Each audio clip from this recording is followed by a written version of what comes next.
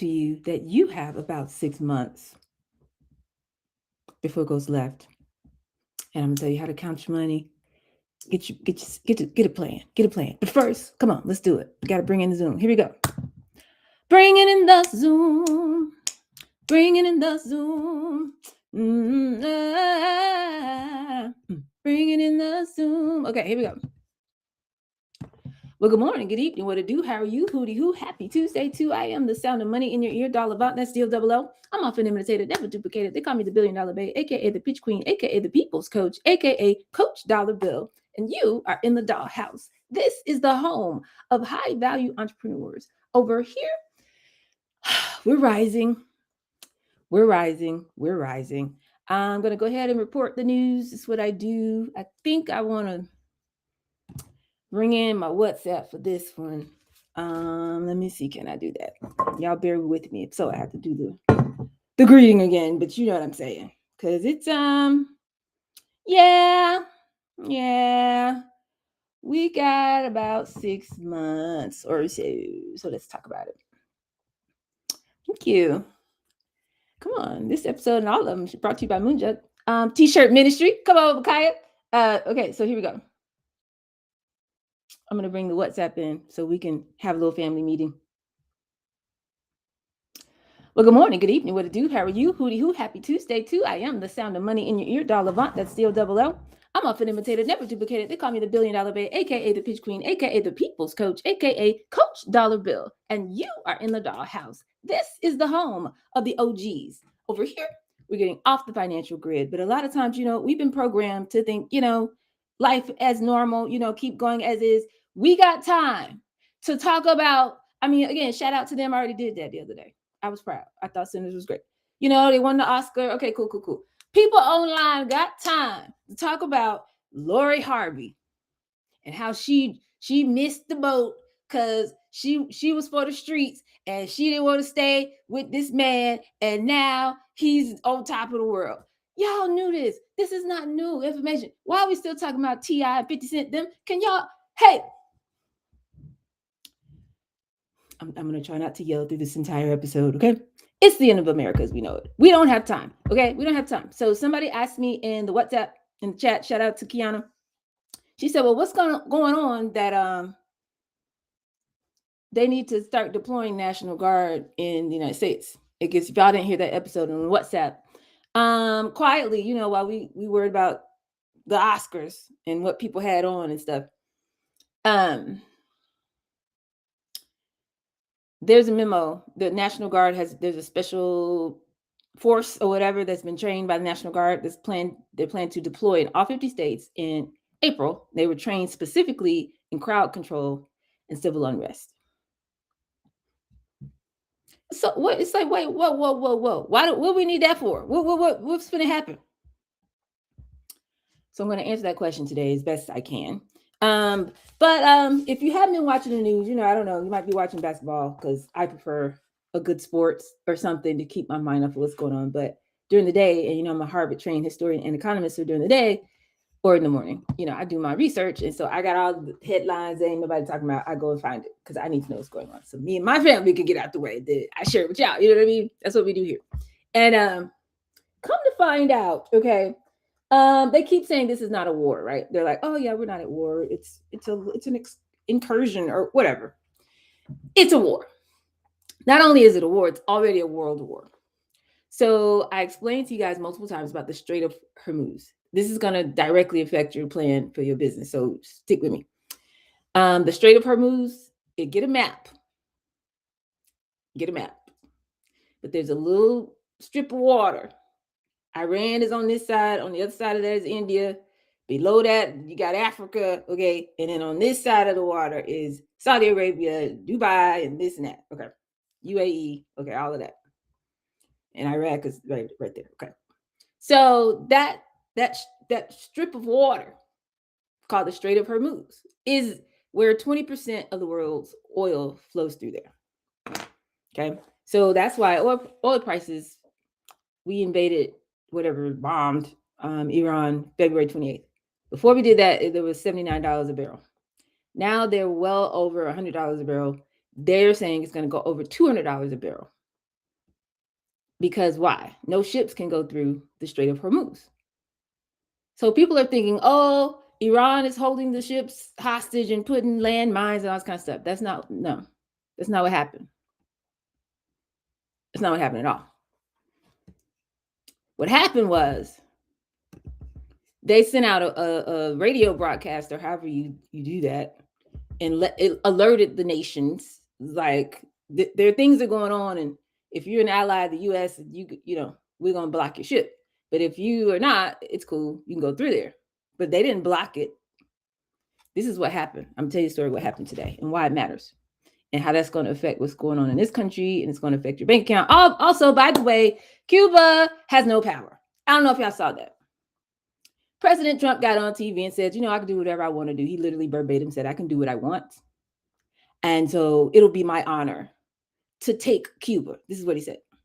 Like, we're playing Monopoly. Okay, cool. So next thing you know, they haven't gotten any oil since, we invaded Venezuela or whatever. No oil. So their whole power grid goes down, which means no food, no water, hospitals, people were having babies in the dark. Just a humanitarian crisis. They got 10 million citizens. But okay, we're not gonna worry about that. We're not even talk about that. I can't talk about everything. Okay. This is what I need you to understand. This Strait of Hormuz thing, they're not giving you the key information that you need. So I'm gonna break it down for you. Okay? They don't care that you mad because we don't want to beat another war and da da da da. They don't care about that. They're used to that. This is what they care about.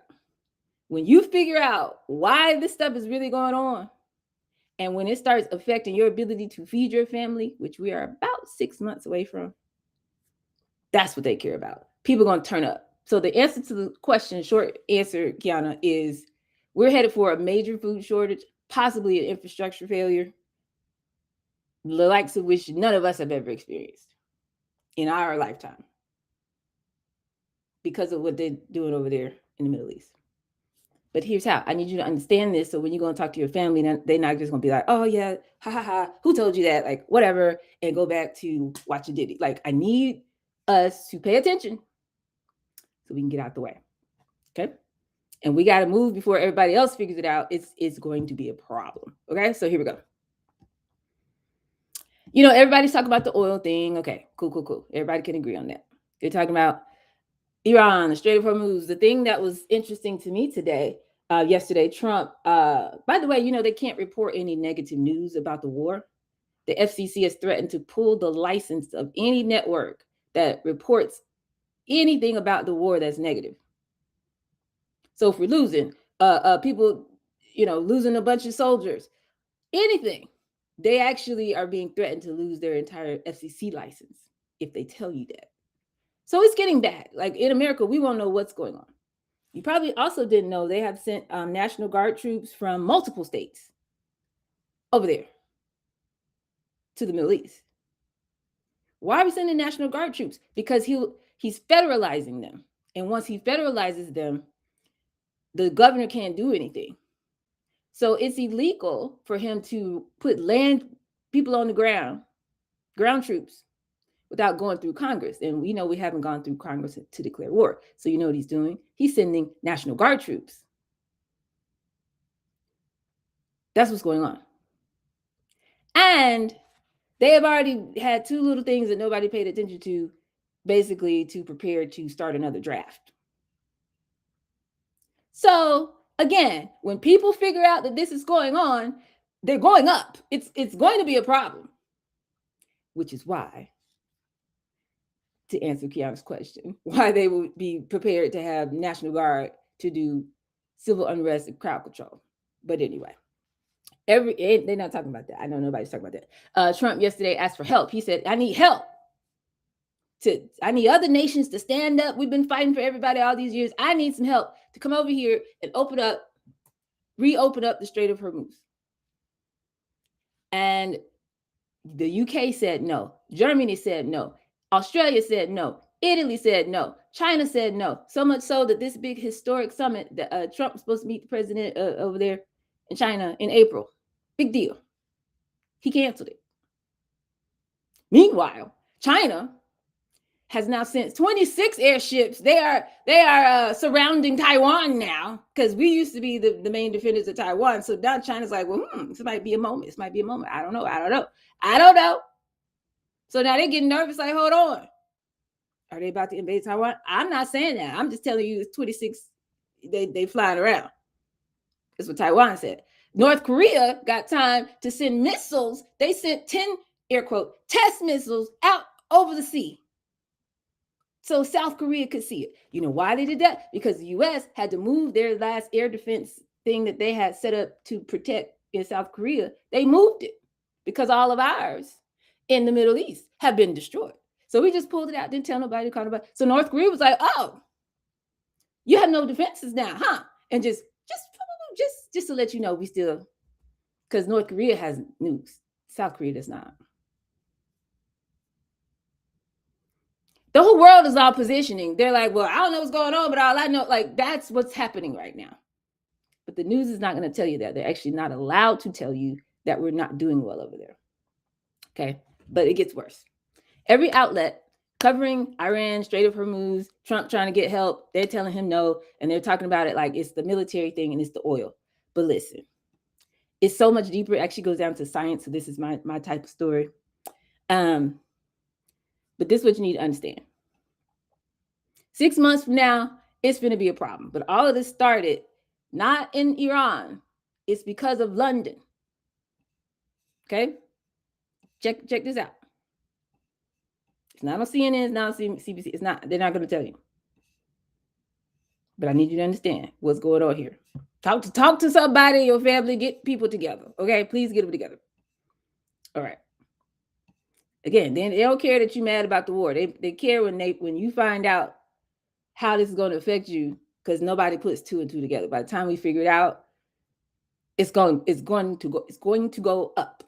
Okay. I have to choose my words carefully. Let's see. So I explained to you what the Strait of Hormuz is. Okay. I told you they didn't do nothing. They didn't put no landmines. Okay. This is what happens.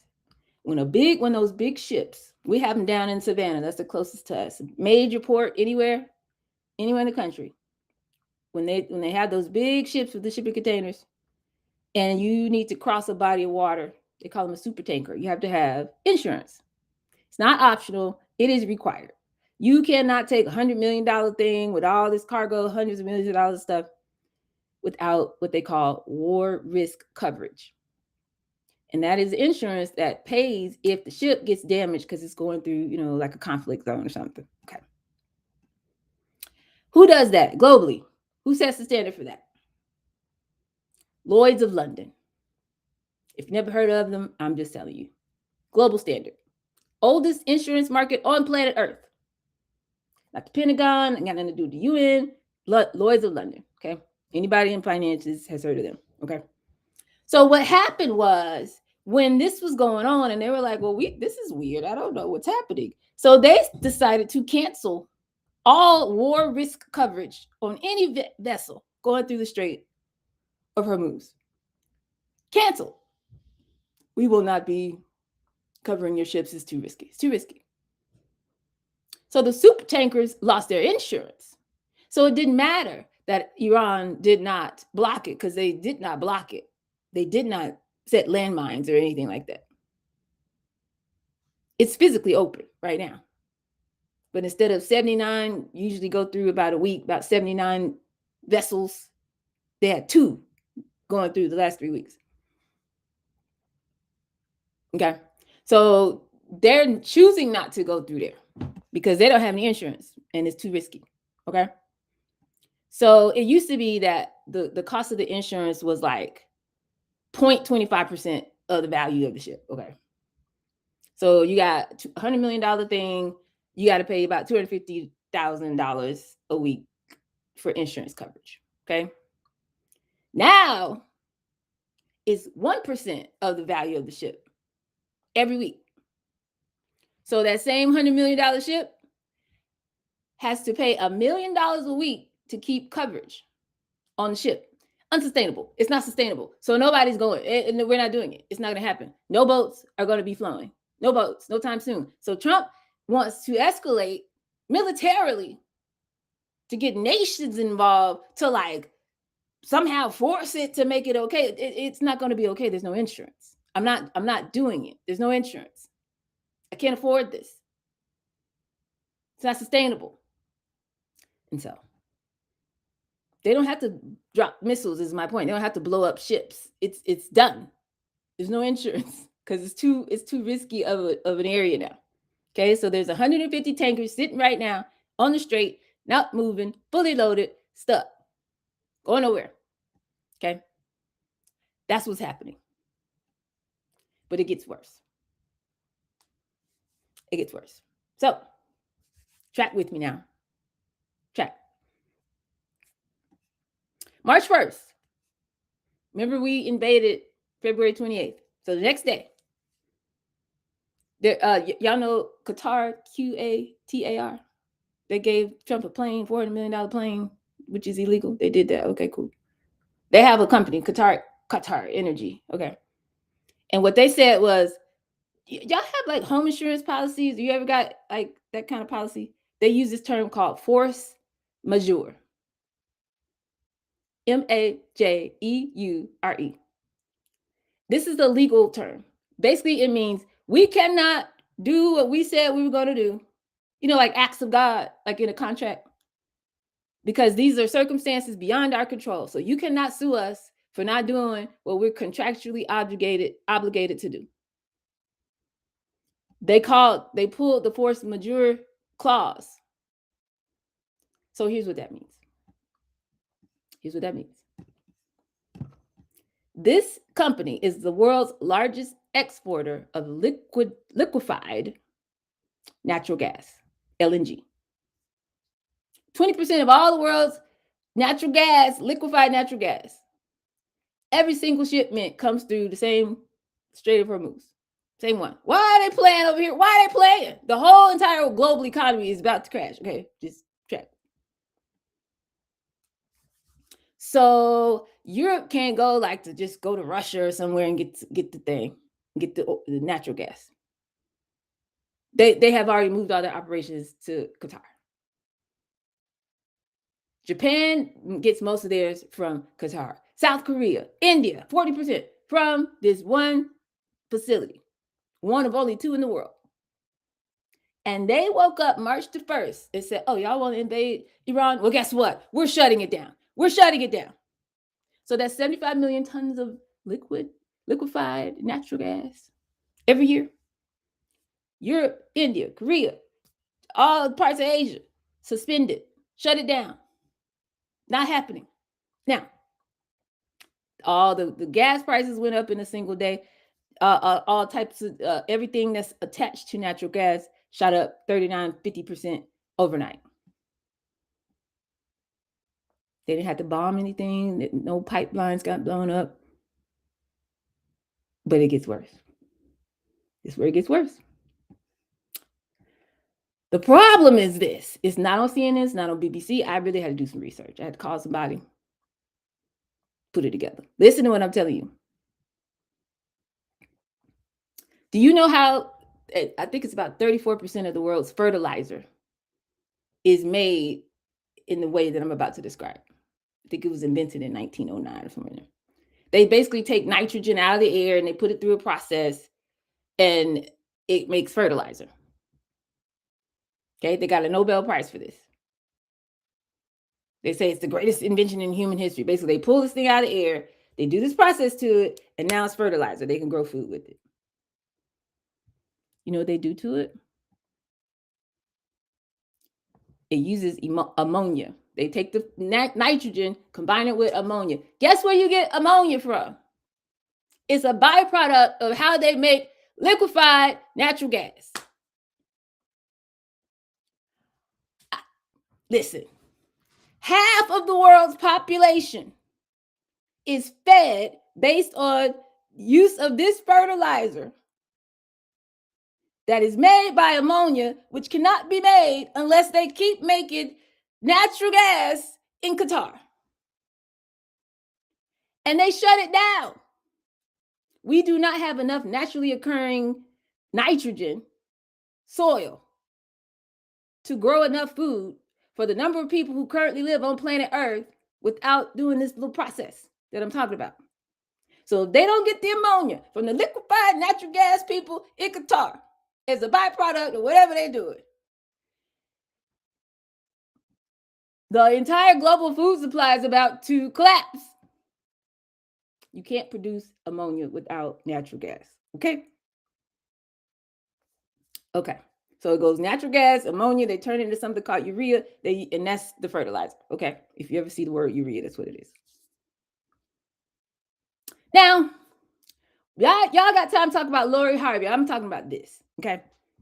So if you got 33% of all globally traded fertilizer in the world that comes through the Strait of Hormuz, and it is closed, and Donald Trump done called everybody in the world, and they said no.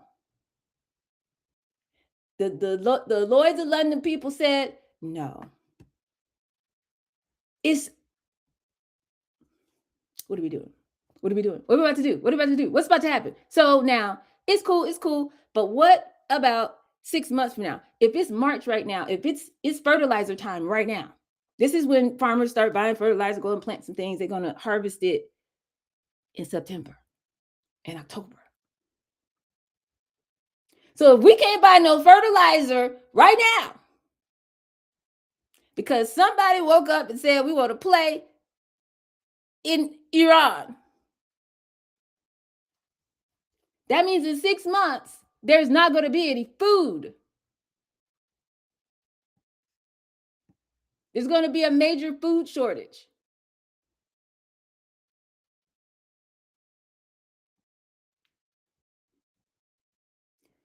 Qatar, Iran, the UAE combined, 3 of the world's 10 largest ammonia exporters. All 3 are shut down. There's not going to be enough fertilizer. There's not going to be enough food in 6 months. Prices are already up. They're going to be up even higher. We just lost a third of the global supply of how they make food.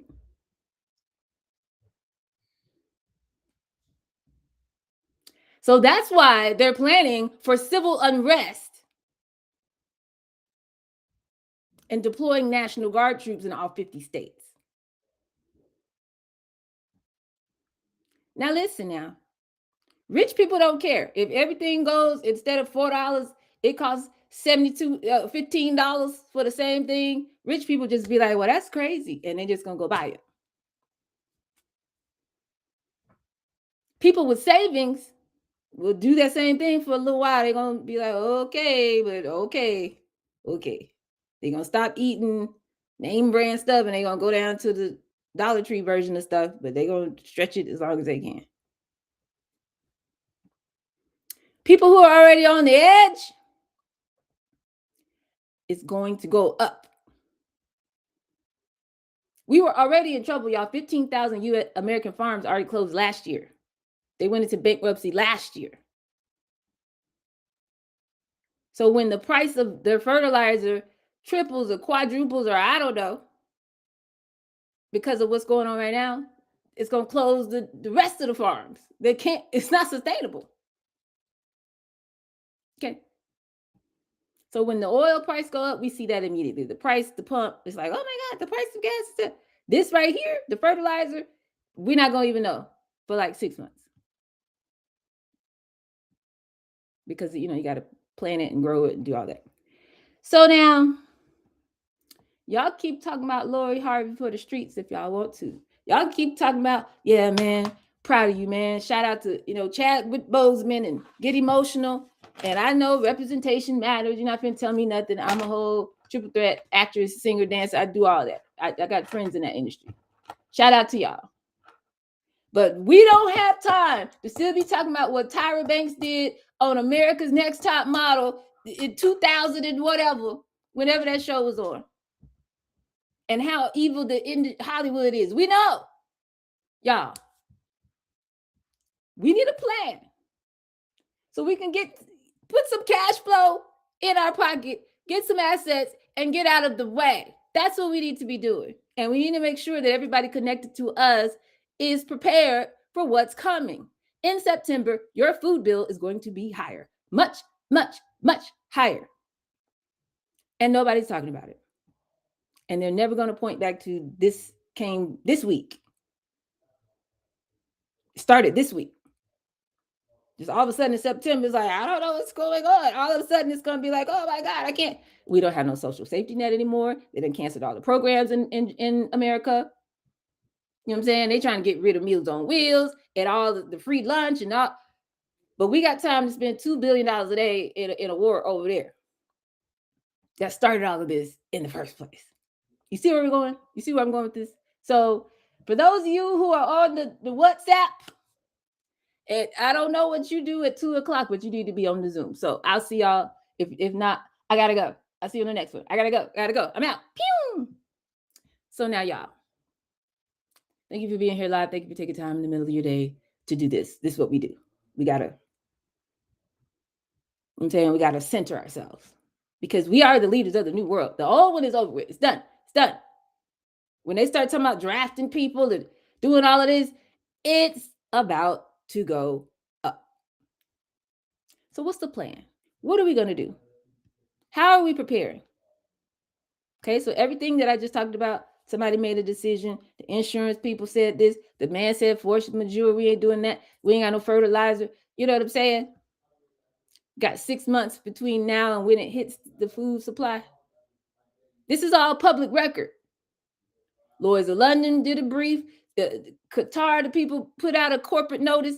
But the people whose job it is to talk about this, there was a USDA farm report about this. There's a commodity futures index that talks about this.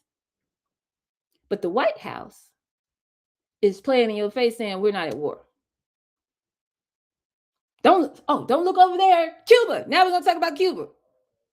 Did you know they're also invading Panama and got boots on the ground in Ecuador? And he already told Venezuela, after Venezuela, Colombia, you got next. And we already, all that in Mexico, that was us. But now it's too much heat on Iran. They thought it was going to be fast, and it's not. So now, Cuba. So they're talking about Cuba, and they're still talking about oil. CNBC, everybody, they're talking about something other than what I'm telling you and how it's going to affect our ability to feed our family. So we need a plan. We need to understand what this means. When things get more expensive, rich people don't care. That's why every cabinet member, did you know every cabinet member, I should not be saying this on the stream, y'all, but it's time's up. Every cabinet member is making tens of millions, if not more. Their children. Every time they do another weird crypto, like a little weird stable coin or meme coin or something, and they'll just issue it, and all of these foreign entities are just buying the new coin to like curry favor with this administration. Literally, they have their kids' names on the thing. So all of them are getting tens of millions and hundreds of millions of dollars. It's the greatest time ever for them, ever in life. They're printing money at the expense of everybody else who's not in those circles.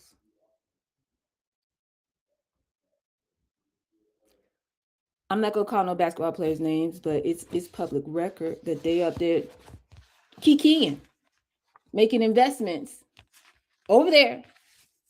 They benefit from this chaos that's going on because it doesn't affect them if something that used to cost $5 now costs $25.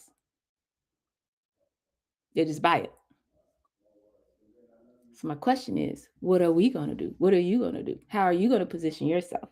Where's the gap between the way you're moving right now versus the way you would need to be moving to take care of you and your family if something like what I'm describing were to start to happen? Because, defense contractors, they don't care. They making lots of money over this foolishness. They love it. Who's at risk here? Who's at risk? Everyday people who depending on something outside of themselves to make it all right. And then everybody around the world, these people who didn't ask for this, they already can't afford food. What do you think is going to happen to those people?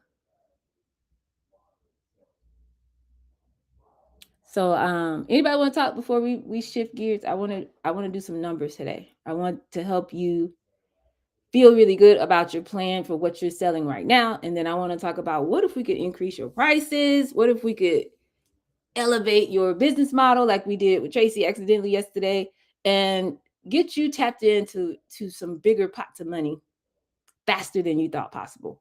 I want to see if I can expand your capacity today. But first, anybody got any commentary?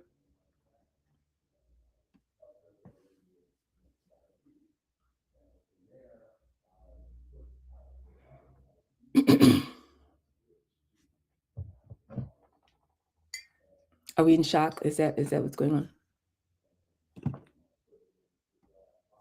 I'm not in shock, but yeah, I'm from the way you've been talking, I figured that eventually, he's trying to do everything. So I'm glad you are keeping us informed. So thank you for that. Yeah, it's just crazy. But I'm trying to stay focused. I am staying focused. I just created my client ideal client.md file that you told us we need, and I'm just trying to get everything together, like my flywheel, with all the notes that I took. I put it in my GPT, and we're making a specific one, just to get more organized, basically, because the social stuff, I like it and it does get me reach. It's just a lot to think about the way I'm doing it, because I also have workshops and events to think about as well. Right. So you need something you could put on autopilot a little bit easier. Exactly. So just make it go a little faster. But yeah, that's my current focus right now. I love it. Yeah. Well, I crown you a leader of the new world. You're going to be one of the ones that people are going to come to like, okay, I'm freaking out. It's like, everything's fine. And you're going to be able to hold some space for some people to come on and be all right. Yes, that is what I want out of this community that I'm building too. So yes, just trying all the things, and going to keep moving forward. We're doing it. We got to do it. Nobody's coming to save us. Economy 820 on the stream says, no one is spitting this kind of knowledge. Folk need to connect the dots of global events and their impact on local entrepreneurs. Well done, DA. That's what they call me, DA, like district attorney. Thank you for being here on the stream, y'all. Go ahead, Tracy. Hi, doll. Hi, everyone. I'm Tracy V with Your Thoughts Yoga, where yoga is the dance of the soul. And I teach people of color over 40 to put down their 40 ounce and get high off of their own breath. Yes, that's what I do. And I've been doing it for 19 years in 3 different continents with continual success. People I've worked with have got their minds right, their metabolism right, and their money right. And now I'm creating a cohort of 90 people ready to give 100% of their efforts in regulating their nervous system through breath and body work, so that they can stop getting on people's nerves and start having the nerve to live their life fully. Are you interested? Hi, doll. Hey. So I'm outside talking to humans. I'm about to head home right now, and I feel really good just to be outside. What question I have is was it good for us to be using natural gas anyways to be making fertilizer? And our soil, like the minerals in our soil and the potency in our soil is so lacking that now it's said that the kind of vitamins that we could have been getting from eating 1 orange, now we have to eat 8 of those oranges just to get the same vitamins, the same minerals, the same things that we were getting. Right. And this is what we all are. We are soil. So it's been dangerous for a while. And Monsanto and so many other companies that are, doing their thing to the soil. Yeah, it just seems like it never stops. And then Trump is somebody that he's going to try to pass 500 bills. And he knows all of them are not going to pass. He's going to try to change 500 laws and do all sorts of things. But the thing is, he's just going to keep shooting because for him, it's a game of numbers. So he's just going to keep going. He knows they're not all going to pass. He's going to I want the Haitians out. I want to cause war here. I want to stop this. These people are illegal. This is the new standard of being American. He's going to keep pressing buttons, knowing they can't all pass, yet that's not his goal anyways. His goal is to create confusion, is to create division, and it is to pass, it's just to tire us out. So it is definitely something that I'm happy that you're bringing to the surface so that we understand what is going on and what is at stake for us to continue to work on our business and, work to keep our families sane. So thank you. Absolutely. Thank y'all for being here. And thank you for sharing that. Love the pitch. Love it. Just say it all the time. Thank you. Say it everywhere. Please just keep saying it.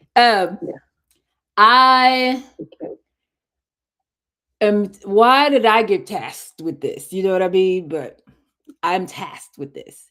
I'm literally saying everything we know about the world is about to get reset.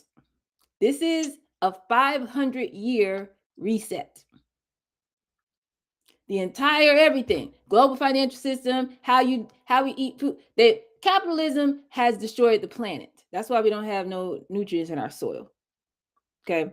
Because they just go, boom, boom, boom. As long as you make money, it doesn't matter. Go, and you've been doing, and you keep go. GDP to GDP.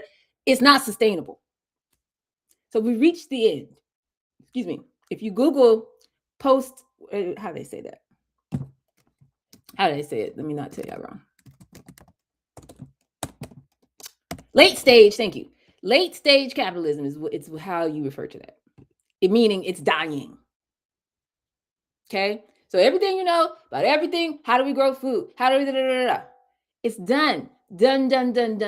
But I'm not being doomsday. I'm saying all the technology, all the insight, all of the inventions, ways to replenish the earth, replenish the soil, clean up the water, do all of this. I've been in this space for a long time, y'all. I didn't just get awards for no reason. All of this technology to fix all this stuff already exists. The problem is $500 million and $500 billion and all of this money, they're putting it in AI to put y'all under a digital control grid and have full-time 100% surveillance and create programmable money. And if you don't do what I say and you go outside of this 15-minute range where I told you to go, or you don't eat this lab-produced meat that I said, that's what you get to eat, and you're like, no, I want to buy something else, and you go to the store, they hit a button, turn your money off. They're investing in that. I learned from Ambassador Andrew Young, and know he's my personal advisor, mentor, who walked with Dr. King, whatever, say what you want. Listen, they just started a movement that got global attention and changed the world as we know it, okay? So I learned from him. He said, the only thing I wish I had done, because after they did all that work, and then he became mayor of Atlanta, then he became a U.S. Congressman. Shout out to the Black Godfather. Didn't know that was my family that did that. And then went on and was appointed ambassador to the United Nations by President Jimmy Carter. Okay. Cool. Then he went on, to basically he was a statesman. I don't know. I think that's the word. So he would travel all around. They treat him like royalty when he goes to Africa. So all the 54 countries and nations, and he would go and help them with policy and all type of stuff. He's brilliant. That's why I don't be studying people who you think you are. What kind of better than these are the type of people that told me that I'm changing the world and what I'm doing is going to change the world. So I don't need, who you'll get mad at me. Okay. So one of the things he said, out of all the work that they did and all stuff, he's the reason why Atlanta is a mecca for Black people. If y'all don't know that story, because the airport here is a $60 billion asset, and Maynard Jackson and Ambassador Young made sure that about 35 to 40% of those contracts went to Black people. And still to this day, all of the wealth in this city that circulates through this city is because of what they did. And he said, the only thing I wish I had done differently is to mandate, when he brought Chevron to Nigeria, when he made all these deals happen with all these huge multinational corporations, and he walked them in and did the negotiations and got them done. He said, I wish, like when they did the airport deal, I wish I had insisted that they set aside 2%, just 2% for like Atlanta public schools and, whatever. So zoom that out to the whole country, just the value of our stock market. If they took just 1%, off of the top of all the money that's made, we wouldn't have any problems. There are no problems. Healthcare, bridges. I'm not making this up. These are studies. We don't have a lack of money problem. We have a lack of political will. So all the technology exists, all of what we need to do exists, but our leadership is not studying, y'all. They don't give a blip. Okay. Michael Jackson told us, we were listening, and here we go. Come to find out. I can't say that on the stream because then I'm getting in trouble. But Kanye told y'all all of this. He literally said, they are here for this money, and they're going to get this money, and that's what we're going to do. And heresy, they said. Come to find out, the people, the very specific people that he named, it is in the news now that this is what they've been doing the whole time. As long as they get money and everybody in their little circle get money, they don't care. So if they can defeat our mind, our spirit, if we are like, oh my God, I don't know if I can make it. I'm going to see what I can do. I don't know. And then they could just do what they're going to do and go ahead on, and there's nothing we could do. But if we start to rise and become the version of ourselves that talk, like all this talk I've been doing and all this energy, I'm not the only one tapped into the SS. It's okay. All this brilliance is for a reason. It's not just so you could go in their institutions, get their credentials and do this and that. You were born at this time. You could have been born in 1942, in 1927. You're alive right now. Why? I believe that many of you on this call are the leaders of the new world. So we have to normalize, not only are we rich and we're okay, but we're holding the energy enough, our family could be okay and all of that, but we're going to be a part of it's inventing new institutions and solutions for the way the world should run. It doesn't have to be this way. It could go a different way. But it's going to take so much work, so much reprogramming. So I know we might not be there yet, but that's why I'm not concerned. That system is dead. They've destroyed the earth, but there's something greater. And we're tapped into that. It's in our DNA. And the sooner we can get over here, all of those ideas, I told you how to tap into the zone of genius. Wouldn't you like to be the one who invented the part of the new world? This is how we do healthcare now. Somebody on this phone can figure that out. Why we can't figure it out? We make it mandatory. Every baby in America knows how to meditate by the age of 5. Why we can't do that? Where's the academy? AI for Good. It should be all over the country, all over the Caribbean. Every child of color should have access to all these tools and learn how to do what they need to do, so we're not just getting replaced and, oh, well, nothing we can do. What are we talking about? Somebody's got to stand. Somebody's got to start a movement. We could do this. It can't just be me. I'm saving the world's water, and now I got to get my people. There's only so much I can do. I'm calling on my leaders. We are the leaders of the new world. Okay. Oh, look, my shirt is also green. So I used to always get in trouble on St. Patrick's Day or whatever, drink beer day. And not today. It's green. So please understand that every major social upheaval in modern history had a food component. French Revolution, Arab Spring, on and on and on. French Revolution was when bread prices went crazy, and they were just like, okay, you know what? Hold on. What we're not finna do. Arab Spring, it was like a food vendor, and he like protested by setting himself on fire because he was protesting like food insecurity and stuff like that. So the food crisis becomes the thing that, like, it's like when you have, what do you call it? Kindling, like straw, like whatever. That's the food crisis. It's like, what you mean? I can't afford to feed myself. Like, Google it. Y'all go on YouTube. People are right now, every day, getting on the thing talking about, I can't afford to live. I can't afford to buy food. I can't afford my rent. It's already happening. So then when you add the political frustration on top of that, it's going up. Okay? So that's why rich and powerful people who are making these ridiculous decisions don't want you to know that it's their fault. They're going to spin a narrative that somebody else did it. We need to get mad at them.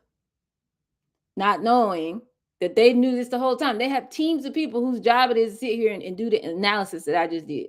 Why I got to do this? Why do I have to come over here? Where is CNN? Oh, they got bought by the same people who bought half the other networks, most of the other networks, including CBS and TikTok.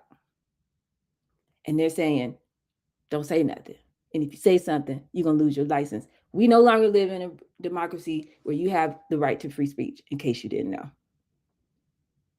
But anyway, so by the time it hits, it's too late, because now you're hungry, you're confused, you get in survival mode. You're just looking for a handout. You just, oh my God, which is how they're going to get you to the digital currency. But let's not discuss that, because y'all have heard me say that before. Okay. It's much easier to manage when people get confused and desperate than it is for people to be thinking and like, wait a minute, yo. So you putting the dots together, and it's literally disappearing off of every mainstream platform. They're no longer doing this type of journalism, no longer doing this kind of investigation, no longer doing this type of, zoom out and see the history, no longer doing, a deep dive of what things mean politically. And they're going to keep putting whatever silly entertainment and celebrity news in front of us so that we don't use our brain. Cognition has declined in the United States by 40-something%. I was reading a report. Like, we are not using our brain. And if we keep on, we're going to lose our democratic republic. And we're just going to all be living on the digital control grid. We have a window of time. So it's not just about you getting your money and being okay. You got to do that so you can save your family. And you got to do that so we can start having real conversations, so we can hurry up and do something else. Otherwise, we're going to be trapped for another 500 years. I need you to, when is 1492? Is that 500? It's almost 600 years now. This is our window. This is declining. Okay, we got to get it together and get out from under this oppression. It's a moment of revolution. But you got to understand what you're fighting for, what your weapons are. Okay. When he said the revolution will not be televised, that's because it's happening within you right now, as I'm talking to you. But I know everybody's not going to make it. I know that. And right now, while it's invisible, before everybody can see, this is when you need to make your moves. This is when you need to get your money. This is when you need to get your family together. This is when you need to start having conversations. I've been talking to my family like this since 2012, 2011, somewhere in there. When the entire world and all the Mayans and everybody says it's the end of the world, I'm paying, wait a minute, what does this mean? The end of what? So now I'm researching, I'm studying. No, it was way before that. It was before that. This started for me 10 years before that. This started for me after, 9/11.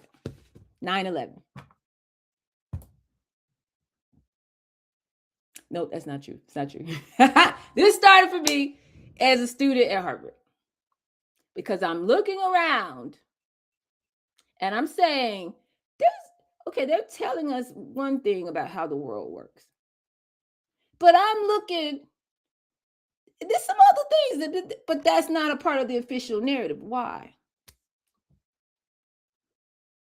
They're telling us that they brought millions and millions and millions. Somebody's going to get mad at me. I don't care.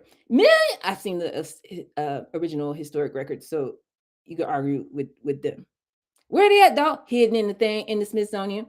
I've been in there. You have it. Anyway, millions and millions and millions and millions and millions and millions of people, they done moved across the water.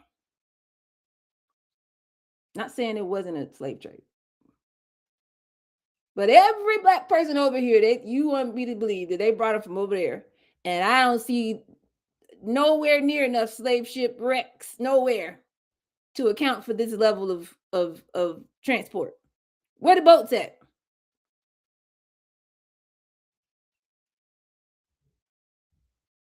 All the archaeology over here says we were already here, but you want me to, you got to control. Oh, so when I figured out there's a story they tell us to believe. And then there's the real facts that anybody who has access, anybody in these rooms that we're not allowed to go into, they have the real narrative. And as long as you don't know what they got going on, they keep making money and you just whatever. They don't care what happens to you. That's why I'm like this. So I didn't know it was going to turn to a movement and a call-in and all of this, but I can't be the only one. I can't have this knowledge and just, oh well, sucks to be y'all. Like, no, I'm not doing that. So in order for me to sleep at night, I have to talk to y'all like this. So thanks for understanding. So with that, this is what I want to do. We're still gonna get off by 3:30. What I would like to do is understand y'all's business model. So it should be much easier for me to do than it is for whatever reason. So I'm just gonna do it the old-fashioned way. You pull out your paper and you do it as well. I want to know, what is your path to $100,000? Let's start there. No. Let's go smaller. What is your path to $10,000? What do you mean, dog, path? You can write that at the top of your paper. Excuse me. Path to 10K. What's your main product? You know, we have a free thing, an entry thing for $25, $47, a couple $100, whatever. We have our main thing that we sell, and then maybe have some premium stuff. So we got to average it out. So what is the main core thing that you would be selling? What you would consider the core of your business? What's the price point? Somebody come off mute. For the sake of this exercise, I'm saying that mine is social media mastery and it's $1,000. Okay. Somebody come off mute. What's your core thing that you sell and what's the price point? Or put it in the chat. So my core thing would be my monthly maintenance membership. And it's $200 a month. Okay. I do have 2 core offers, I guess. Like that's my automated one that I'm trying to push more. The other one is clients come to me like nonprofits, they have a certain budget or, you know, that would be the primary example. But I would give, in that case, I give them quotes for the work that they want done. Okay. So they're not staying on a plan, but they are signing an agreement with me. They are coming back to me, you know, the next year to fix other things or update their conferences or what have you. So I'm not sure where to. So we're going to call that our premium offer, like that fourth bucket. And I'm going to tell you why. So thank you for saying that. That's good. So in addition to me automating, digitizing, you know, some version of everything that I'll be teaching y'all, I'm going to do that. So let's say that's $1,000. Also, I mean, I do consulting, but for the sake of think of consulting, you know, excuse me, in-person retreats, anything that requires you to show up, public speaking. I'm going to be doing public speaking this year, again, finally. And I'm not leaving my house to go to the airport for less than $15,000. I'm not doing it. So that's my second number, 15,000. So the first thing I would say to everybody, if you have a core offer and then this other thing that also something you could digitize or something, you know, that's ongoing that you can digitize, maybe you show up on a Zoom once a week or something, but you know, you could pretty much scale however many people, thousands of people could be on there. There's no limit based on your time, right? You need that. And you need something that's like very custom, very bespoke, very, custom. Because they're getting real access to your brain, your expertise. I want you to think like these people that go and do consulting for, you know, Google or something. And I need you to push yourself. So Micaiah, what were you planning to charge for that? So for my premium, I already have clients that I'm doing this for. I know you said I need to raise my rate though. What were you So I charging? did bump it up a little bit. I was charging like 90 an hour. So average, or what's the minimum hour maybe? What would that average out to be? Oh, for a specific contract. Mm-hmm. It ranges. Smaller clients, it might be like 600. Bigger clients, it could range from 1,500 to 2,000 per project. I've done bigger projects where, you know, they wanted me to do the whole website, and that was like $10,000. But I don't really want to do that anymore, like the whole website, because it takes time, and I'm trying to automate more than me sitting in front of the computer. But honestly, I have also been thinking that when I do get there, I already talked to someone on LinkedIn. They have a company that you can basically pay for a chunk of hours, like 25 hours. You can give them your client work. So it's like white labeling, basically. And then they can go in and do the edits or whatever. So I feel like I'm going that route. Yeah, I just have to get there. That's why I'm getting all these documents together, so that I can have a real plan. Okay. I like that. So we want to go in that direction. This is what this conversation is about, between AI and some kind of outsourcing, right? And whatever. I need us to be able to have more $10,000 contracts. Right. And that's what I was thinking, because that would be nice. But I'm only one person. So there's only so many projects I can take on. And this window of time, there is a way. I don't know nothing about what you do, but there is a way to use AI to get some AI agents or something, and then go, blah, blah, blah, blah, blah, blah, and all you got to do is go in there and review the website and then give it to the people. That's what I need you to be on. And that's for everybody. We got to start thinking at that level. Okay, so that's perfect example. So $200 a month and 10,000 contracts. Let's say those are the two things we're working with. So the first question I'm asking everybody, you're just going to pull up your calculator. Let's do this, y'all. This is important now. We got to start. We're going to expand our capacity. So here we go. I'm saying $10,000. I didn't say what, but let's say $10,000 divided by 200.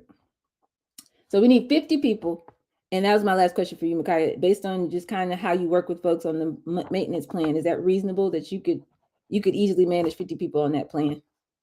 On the $200 a month? Yeah, absolutely. I mean, I would be outsourcing some of it. Right. But some clients ask for more than others, and so yeah, it's different. Some months they don't need you all and all that, right? Exactly. Like some people, they only need me for specific things, and some people need content changes every month. Like basically the nonprofit, the National Black Arts Festival, they're one of my clients. Congratulations. And they do so many events and stuff, so they're constantly changing up their look, and maybe I help we them need a tier. Maybe we charge a little bit more, but it's still a monthly price. I get you. Right. Yeah, it's a monthly price, and they honestly don't even have me in the budget. I've hinted at, hiring me in the past, but their budget is so strict. But she pays me, I think, out of her own like allotment, the new nice. Yeah, that makes sense. So that's good. Yeah. So you're like a secret weapon in there. That's good. Yeah, exactly. And so she'll just email me, she'll text me. It's good credibility to be working with them and stuff like that. Okay. Yeah, exactly. Like I love working with them. And they're in Atlanta too, so that's nice. Very nice. So for the sake of this exercise, thank you. That's all I need to know. So 50 people in your monthly maintenance membership, $10,000. One, new contract, figure out a new way to get there, to outsource the work or AI agent the work, so it's not a big load on you, $10,000. Okay. And I'm asking everybody to go through this exercise. What is your pathway to your next $10,000? Not, I can't do it and they don't have the budget. That's not what I said. I said, based on your current prices, Hopefully you have 2 that you can work with, like the examples I'm going to be using myself and Micaiah for the rest of this exercise. What is your pathway to $10,000? Y'all with me? So that was Micaiah's. Mine is 10 people do the course I said. That's $10,000. Really less than 1 speaking engagement booked, $10,000. Cool.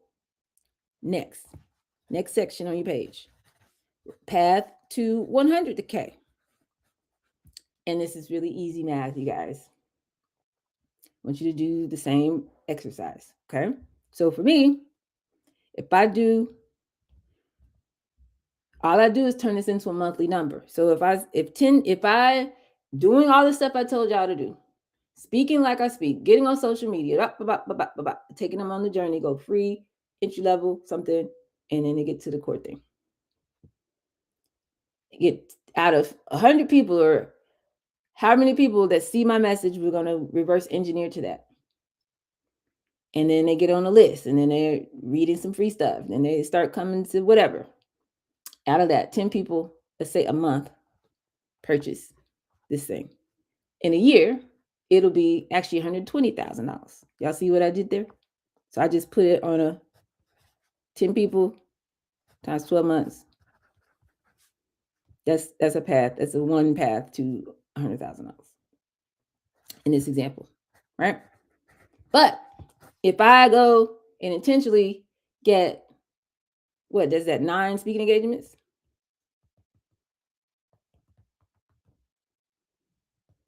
No, that's too many. 8.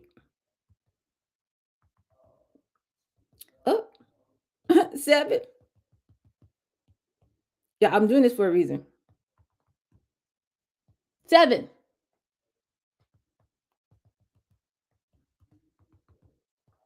Okay, 7 speaking engagements. I made $105,000. So I can go once a month. I can go, a couple times a year during the summer, and then take a couple months off. $100,000. What's your path to $100,000? Somebody want to come off mute, give me some numbers? What you working on? What you're selling? Go for it. I could, because I want to be able to make sure this makes sense in terms of what was provided, work I placed in. And it's the Zest for Life Social Club to do $17 to $27 a month. That's a membership fee. Or would be the one-on-one coaching package, which would either go from $500 to $1,500. Okay. And the late workshop would be $97 to $197. Okay. So pick the ones that you have a range for the sake of this exercise. Just either pick the number in the middle or pick the higher number, so you can just do easy math. Okay, so we'll do the 500 for the coaching and the 97 for the workshop. Okay. So then, your path to, simple math. So 20 people get the one-on-one coaching, you made $10,000. If you put them on some, 97, you're not really capped when you do that. You do it live, but you could technically have as many people as want to come, kind of thing, right? So, yeah, 10,000. If you're doing, let's say 2 or 5 of these a year, let's say you do 5 a year, 20 people each. That's well over 10,000. Okay, so that's what I'm just walking us through an exercise. I want us to get used to expecting to make this much money and saying, okay, what activity do I need to do to get there? Now that I know how to talk to a person, how many times do I have to have that kind of conversation to hit my financial goal? All right. So what I like, we're going to automate some of your stuff, but what I like is, let's say we go with the $500 thing. So that's like for just like 1 hour of coaching. What do they get for that? That I would need to develop a little bit more, because again, I have not necessarily done any one-on-ones. I just really have been doing it in a group setting.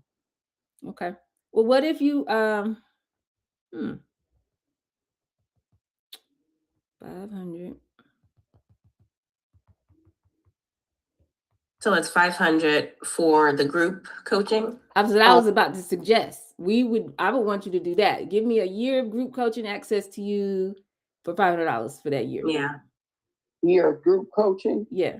And so you have some kind of weekly cadence you're doing, worksheets, workbooks, something else, whatever's going on, meetups and this and that.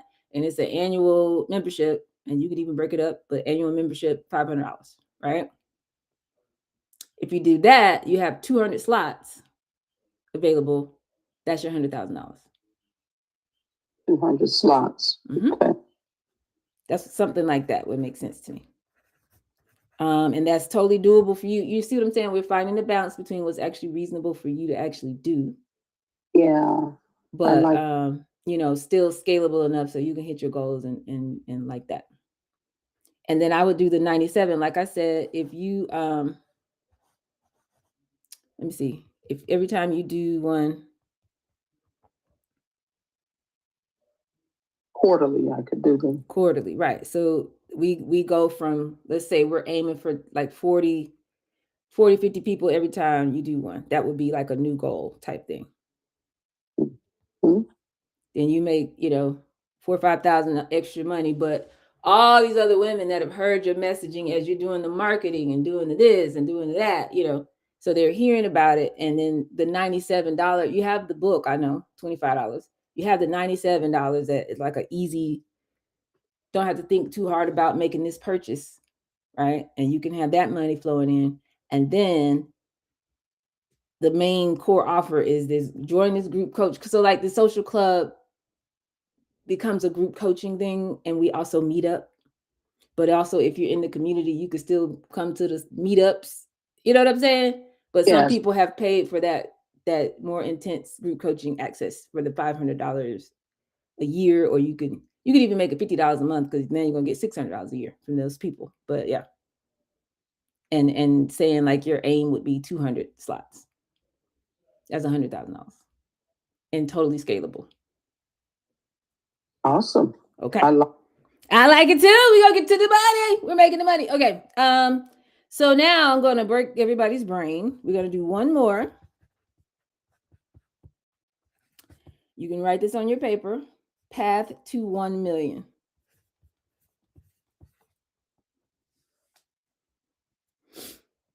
So the thing that I like about my numbers, because I'm great at what I do, I've worked very hard to get here, but it's not just limited to me. I know somebody right now that's getting paid $5,000, $8,000 for speaking engagements, and they just talk about their work and their expertise, and they know how to position and package themselves, which is what I've taught you. It's the same basic skill. So a lot of us could actually start going and doing public speaking. So that's not out of reach. But for the sake of this exercise, okay, we got divided by 12. So I could do 5 to 6 speaking engagements a month, and I'd make $1 million a year.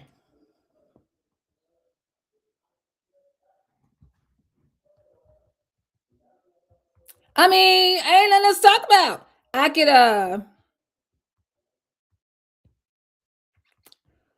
get to the point where, I have a good couple hundred people, big following going on social, and people going crazy, stuff like that. I could move probably like anywhere from 75 to 100 units in a month over that period of time. And I'm based that on what my coach does, the one who's teaching me YouTube. And he's, let's say he's getting tens of thousands of views, and he told me his percentages. So probably about 75 to 100 people buy his little program, and his is way more expensive than mine. So I'm only saying $1,000, right? So let's say 85 people out of a month of hundreds of thousands of views or whatever. They come into the email, they come into the funnel, they're doing it, whatever, and they want to buy something. And I do that. That would be 1,020,000. Well, let me see. Do it again. 85 times.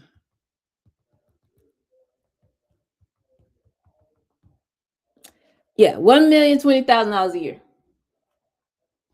And that's also about what my LinkedIn coach makes every year. My YouTube guy makes probably $10-15 million a year. These are actual real numbers, y'all.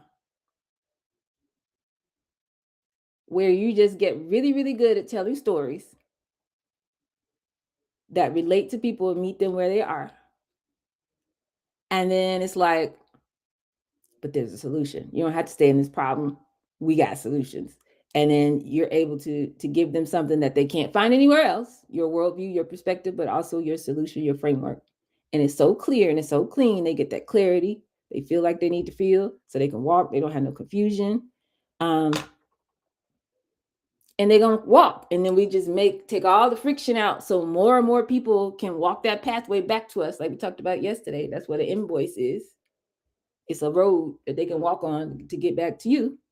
And as long as you set up your stuff where you're not trading time for money, you could serve technically unlimited people to get you well past a couple 100,000, well past like physically, literally every day worrying about money. So let me ask you this. How did this make you feel, this exercise, this capacity exercise that we just did? Because I'm not talking about, I believe, and, $1 million. Like, no, I'm not telling you to manifest nothing. I'm telling you math. And that's what go ahead. I like about it, because math is the true path, because the numbers don't lie. Mm-hmm. Trace it. It's like a hypothesis. You can actually go out and run an experiment. It's an experiment. I love it. Mm-hmm. Shows me the bigger picture as to what is actually going on with the movement, as you're saying. Mm-hmm. Just should be good at telling stories. There's a solution, the worldview, it all adds up. Yes. And that gives path in real true numbers, and I love it. Yes, that's exactly why we do this. And y'all, I know it took us 76 days. It's day 76 of the 100-day challenge. But look, it's like, wait a minute. Like, I need to get better at this. Okay, I need to work on this. But I know what this is. I got all the ingredients. I got my tools. I know how to chop up the stuff. I know how to turn on the oven. Like, I could do this. Like, we're here now. Yeah, I feel like it's interesting because Path to $1 million is like 100 people for $10,000 contracts. Mm-hmm. And it doesn't seem so bad. Totally doable. Totally. I'm telling you, I don't know nothing about it, but I know that you can get you some AI agents and go crazy in your space, in your field. Right. I'm going to look into that, see what I can do. Mm-hmm. And I know it's true because I went on Notion for, I forget what I was working on. And, I have all my language. I work really hard to, go through the same lens I give you guys. So what's the worldview? What's the problem? Who am I talking to? I was very, very specific in all of the language and the context and the constraints. That's what you got to give your GPT of choice. But so I had all of that. So I get on there. I'm thinking I'm doing a regular drag and drop little landing page, little free thing that they have. And then this little block comes up and I'm like, what is this block? And it's something about AI. And I'm like, oh, here we go. So I click on it and it says, do you want AI to write this section for you? And I'm thinking it's going to be terrible, but it's not 2023, y'all. Most of this stuff is on point. So it gave something, and I gave it a prompt, because I know how to prompt now. So I was like, I need this. It needs to be like this. Here's all the language, blah, blah, blah, blah, blah. This is who's for, blah, blah, blah, blah, blah, blah. And it already knew what kind of section, you know what I'm saying? It knew if it was doing like features or, bullet points, or icons, or whatever part of the website we were on. And I go, bling. And it came out sounding exactly like me. But it was like already done, already formatted, just website, just done. So I know if that little thing, that little widget can do that, I know that you could build something that can do, 85 to 95% of what your clients need. And then you come in or have an intern come in and, review it and stuff like that and send it back to them. Okay. Yeah, I'm going to check that out. Absolutely. And if I come across resources that will help you on that learning journey, I will share them with you. Thank you. Yeah, there's so many different AI built websites. Yeah, but it does take the human component out of it. And so if you get frustrated and, because not everybody knows how to prompt or ask questions. So, okay, I like this. Yeah, man. So let me see. Last portion of the day. Let us do this. I would like to just, I guess, reinforce what we always talk about together. I think it's really important for us to remember why people buy things. Okay. Because a lot of times, well, old school way, the way, the old white men of the 80s and 90s, the Zig Ziglars of the world or whatever, we have this idea of sales where it's just like, have your presentation down and just, be persistent and ABC, always be closing and all that kind of stuff. So when we go into sales mode, even as entrepreneurs, without having sat in the doghouse this long, we're thinking, we need to go into the product sales conversation and, ask a few, perfunctory questions and then get to the pitch and then go through the slides and do all of this to make a sale, your product, your benefit, your offer, da, da, da, da. But actually, that's not what makes a sale go or not go. They just do that to check a box after, everything's already done. The decision has already been made, because purchasing decisions are really emotional decisions. So that's why if we start mastering this art of storytelling, I just saw 2 superb examples of this today. I mean, superb. One was about what's going on in Iran. And what they're, okay, think about this. The war in Iran, kind of like the story I told y'all today. But what they're selling is like some kind of book about how the power and elite work or something. By the time I finished watching that story, I was like, well, I need to get, it's a set of 4 books or something. For $49, I want to buy it. I bought it. I don't know these people. I just claim them across the Instagram today. That's what a good story will do. Because it's like, you're telling me something nobody else is telling me. You're giving me an insight I couldn't find nowhere else. And you're saying there's more of that if I buy this little thing. I'm buying the thing. My friend Baritune Thurston, shout out to him. He's like low-key famous. I mean, he's got a best-selling book, New York Times bestseller. And he was my very, very, very first podcast guest. We went to Harvard together years ago. I had a podcast before anybody knew what a podcast was. Hilarious. If I had me, then y'all wouldn't know me now. So it works out. But anyway, he was on his Instagram and whatever story he was telling, something I've never heard. I was just like, you know what? See, this is what I mean by late stage capitalism. This system has to fall. It has to fall. Like the evil, like it's out in the open now. Like we got files. Like this has been going on for centuries. And see, here's the thing: people who are well, my people. We know how horrible people can be. We know how they don't care about humanity because we know what they've done to our ancestors. But the other folks out here are just now finding out, wait a minute. They actually literally don't care. Like if you're not in the top 1% of the 1%, you can kick rocks. But everybody for generations, history, centuries have known that this bubble of time that we're in America and what it has become, we believe like, oh, everybody has this. Power don't move like that. Capitalism does not care. This has been going on for a long time. And so we have to reinvent everything. And that requires people who care, who have a heart for humanity, to be on the front lines. We are the leaders of the new world. But if we don't have no money, what are we doing? So you have to know how to make a sale. And that's what comes before the conversation about what the product is and what are you going to get in exchange for the money. The decision has already been made by them. Okay. You can't sell anything to somebody who's resisting you.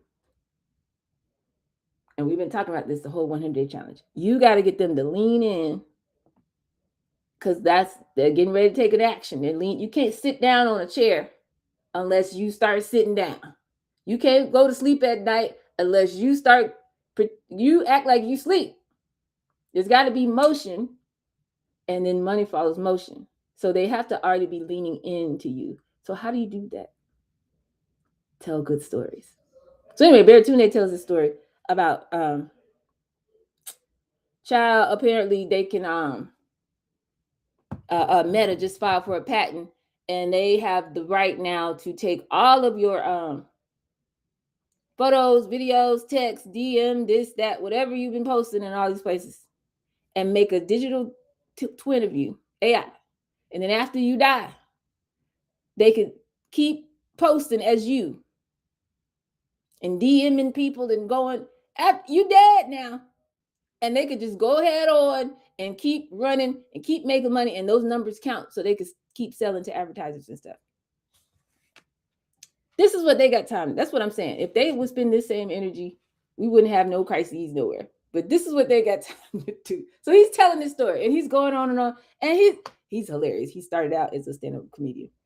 So he's going on, and it's just like, what? It's like, oh my God. And he's like, man, look, I wrote a whole article about this. Like, I really went in and broke down, because basically he was saying only in America can you do this. Like, European countries have laws against this kind of stuff. And he was explaining, I never heard of this, like right to something, right to privacy of death or something where they can't do this to you, to your likeness and image after you die. And he said, I wrote a whole guide. It's got, country by country, you can see what's going on, this and that. And it's a paid article. So go to by the time he got to this part, I'm like, where's the Substack? Like, I want to go. He took me somewhere on this story. That's literally all we have to do every day, y'all. And people, first 5, 10, then dozens, then hundreds of people are going to start following these paths that we're building for them. And these numbers that we just set right here will become totally, totally within your reach. And I'm so excited. I'm so excited because the hardest part is to get people to stop thinking like the old way that they taught us that money and entrepreneurship works, because it doesn't work. The hustle and the grind of it all. And instead start showing up in your authentic voice and showing up in a way that makes people want to lean in and want to take an action from you. You know what I'm saying? So the more you do that, you basically every story that you have in mind, every idea that you think that you might want to post about or talk about, you need to have this in mind. It's like, if I could get you to this outcome, a different way of thinking, a different piece of information, a different way of, relating to whatever you're going through. If I can get you to this outcome, would you be willing to take this action? And if the answer is yes, by the time you finish that piece of content, you're probably going to make some sales, or they're going to take whatever action you ask them to take. So what do I mean by that? If I can convince you that we are probably 6 to 8 months away from a lot of foolishness going on out here, would you be willing to spend an hour with me on at 2:00 to really get into the weeds and let me coach you how to build your business? It don't cost you anything, but it's a time commitment. Yes, the answer is definitely yes. So my job in the storytelling is to do that and give you a very clear picture. This is what's going on out here. And if I achieve that, then you're going to take the next step with me and jump on it too. Go watch the replay, watch it on the stream, and tell somebody else about it, and make sure you change your calendar to be here with me at 2:00. Baratunde said, if I can get you to see something that I know you didn't know was going on. The craziest thing, he said, what in the Black Mirror episode is this? If I can convince you that this is going on and tell you this story in a way that you can understand, it's like, how could they do it? And I'm answering all the questions. How is this even possible? Well, because in America, our patent office, they only require that it be something unique that only you have done. They don't have a morality clause. In Europe, they do. It has to be ethical. You can't just have a patent just on anything. But here you can. He said, so if I can show you something that's just completely a violation, it's a violation of everything it means to be human that's going on right now, but how in Europe and other places, they have laws against it, and we need to do something. If I could show you what's going on, would you take this action and go read this paid Substack article? Yes. So he accomplished it first, and I guarantee you he got hundreds of clicks to go to that Substack article. I mean, what is it, $10, $20? It doesn't matter. I'm like, click, click, click, because you know what? This is crazy.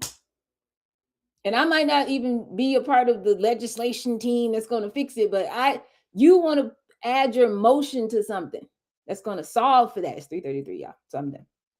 But you see what I'm saying? If you can answer that question, position everything you do and say, if I can get you to, would you be willing to? Okay, let's talk about it. So then we have a conversation. And by the time I finish telling you the story, showing you all the things, and this is how I did it for my client, and this is our framework, and this is what we do. So whether you're in an Afro method, you're on a content call, you're on a podcast, it doesn't matter. If you could take them from where they started to the end place you promised them, they're going to take an action with you.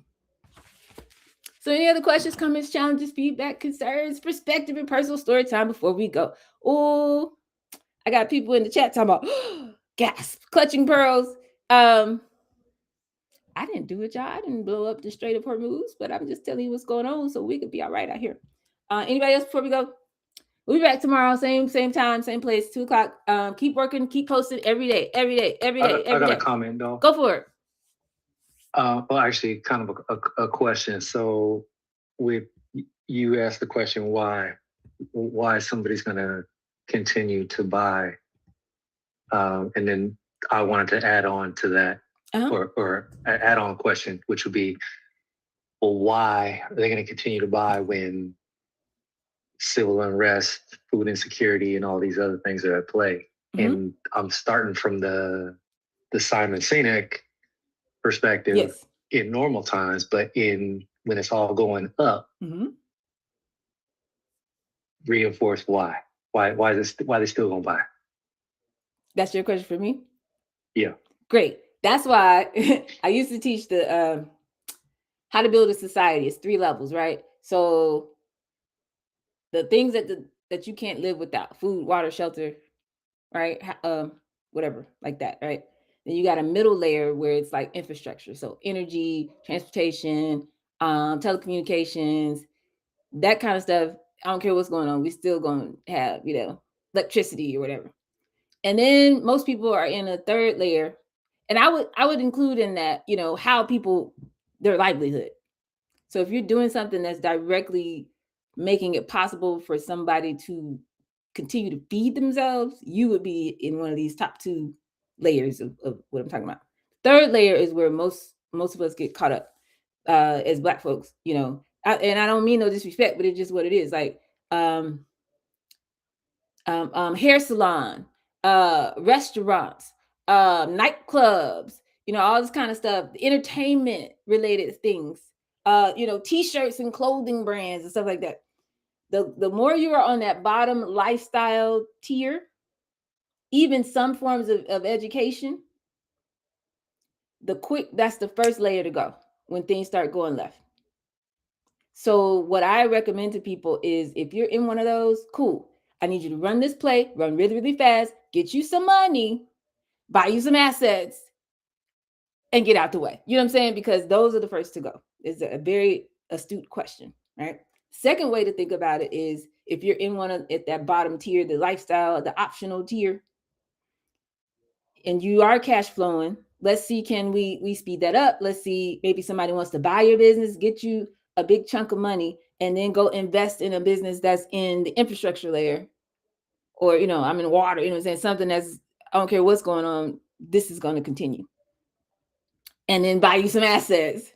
That would be buying an asset. In other words, buying that business, right? You need layers of protection between you and the coming destruction, just like we were talking about yesterday. So that's an excellent, excellent question. But the more you can position what you do as something that people cannot do without, and a lot of that is in positioning and narrative and storytelling, more so than what category it's in.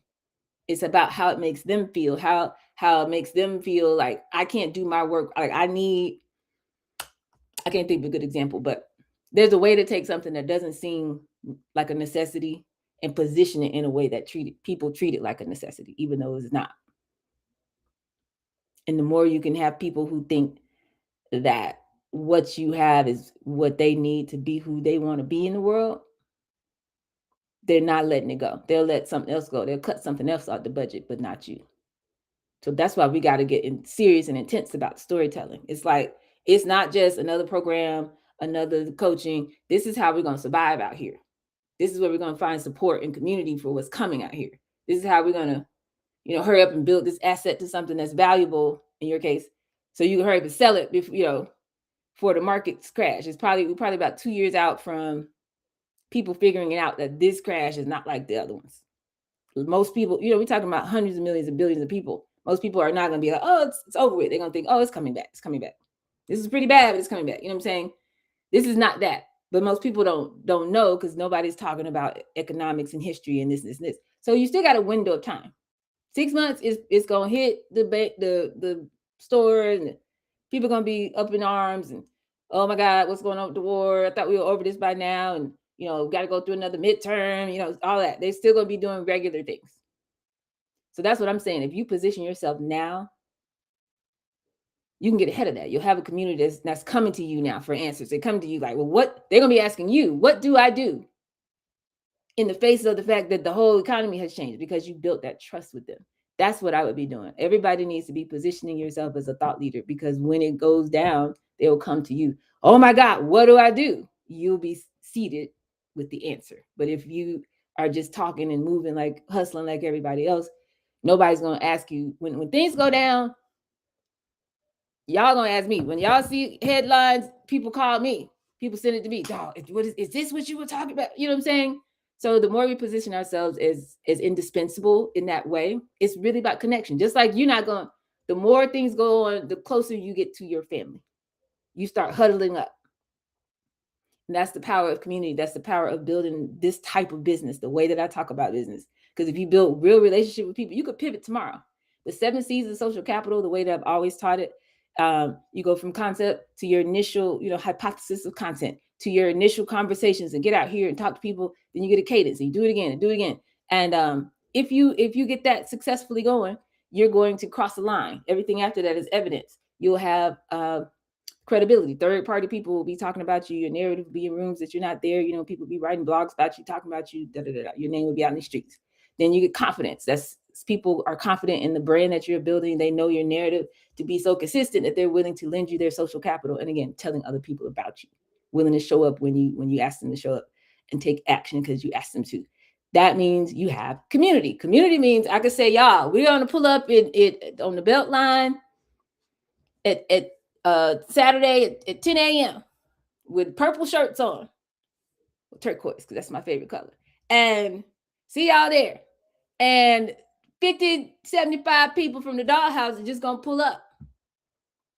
That's community. When you have community, they will buy shoelaces from you. It doesn't matter. You could wake up next week and say, y'all, it's the end of the world, and so we're doing this now. They're going to do it with you because you have community. So even if you had to switch to a different kind of business or do whatever, it's going to work for you. Purple. She said purple is the best color. It's in my top three. I'm not mad at purple. Love a good purple. But that was an excellent question. That's what I'm talking about, y'all. Because we are the leaders of the new world. We got to figure it out, get out the way, go ahead on. And then be a resource. Now, if you're a resource, this is what I'm saying. If we're a known entity, when everything goes down, they will come to you. And as long as you got people, you're going to have a flow of money, because it's not based on anything other than the fact that is money is artificial. It's an artificial system built on nature. Capitalism is an artificial system that takes advantage of what we naturally do as humans in relationship with each other. It's just business with numbers. A business is just relationships with numbers. So you're never going to not have money and flow. You need a flow of information. You need to know what's going on. You know what I'm saying? You're going to get a phone call first when something goes, because somebody in your community is going to tell you, oh, well, I saw this over here. I got so many ideas, so many things I want to do that I know, because I know what's coming. I want to start a whole news network, but powered by us. Like, the Underground Railroad, but for digital news purposes. Like, I need to know what's going on in Kenya. Can somebody, I got friends, they telling me I want to have a place where we could, well, I just heard this and this one. My family member works at this place. This is the, so we can stay ahead. We need a network. You know what I mean? So with the lens of it's the end of the world, I would be talking to my audience from that lens so that they feel like you're indispensable and they're not going to do nothing without, they want to stay locked in with your community. This is the time to start talking like that, moving like that. Just look at the trends in your industry. So that's a great example. I don't know what's going on in venture capital and what they're expecting, but it's probably not looking good. So I would start looking at projections 6 months out, 2 years out, whatever, and start talking about that. This is why you need a council of experts around you. It's not just like, oh, I got some money. Da, da, da. You need to be prepared for what's coming. It's like CEO camp. You can't do this, just think you got an idea and that's it. Like, there's more to this. And the more you talk about something they don't know, the less they're going to go anywhere. They're going to follow you anywhere. So yeah, just make yourself indispensable. And I just told you like 4 different ways to think about that. Yeah. Anybody else? Because that was a great question. I think that's a good note. We got to meditate, y'all. What are we really here for? That, and when we start with why, come on, Simon Sinek. When we start with why, it taps into something deeper. That's what I'm saying. What is our real purpose for even doing the business? It's not just, oh, we're gonna make a little money. Okay, cool, that's cool. And hurry up. If you got something that you're just gonna make a little money, go do it. Get the money. Come on, and buy you some XRP and do that. Be smart with it. But at a deeper level, I know some of us are. There's a deeper calling attached to why we're doing the type of work that we're doing. And the more you tap into that, the more indispensable you'll be, no matter what happens in the world. So I'm gonna leave y'all on that note. A lot to think about, a lot to meditate on. We'll be back tomorrow, and yeah, it's gonna be good. So tomorrow I will get everybody together. We know what's possible with the $1 million, the pathway to $1 million. And now we're gonna just put all the pieces together. We got like 24 more days of the challenge, y'all. We did really good. So until tomorrow,